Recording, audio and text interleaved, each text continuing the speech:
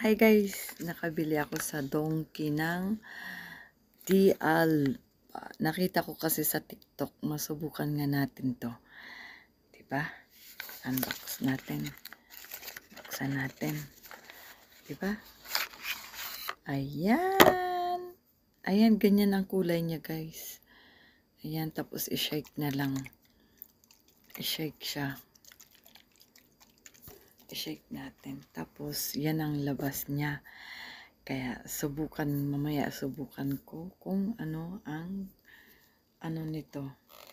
Mabango kaya? May amoy kaya to? Bulaklak ang nito eh. Kaya, ito, tingnan natin kasi nag-trending na naman to hindi pa naman siya nag-trending. Nakita ko lang sa TikTok. Di Alba. Sa Donkey ko nabili siya. Okay guys, subukan natin to. Bye!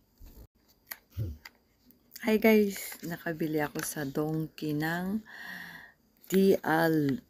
Nakita ko kasi sa TikTok, masubukan nga natin to. Diba? Unbox natin. Buksan natin. Diba? Ayan. Ayan, ganyan ang kulay niya guys. Ayan, tapos i-shake na lang. I-shake siya. I-shake natin. Tapos, yan ang labas niya.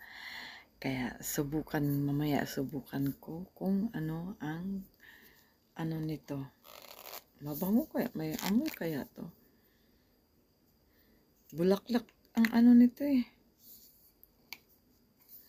Kaya, ito, tingnan natin kasi nag-trending na naman to hindi pa naman siya nag-trending. Nakita ko lang sa TikTok. Di Alba. Sa Donkey ko nabili siya. Okay guys, subukan natin to.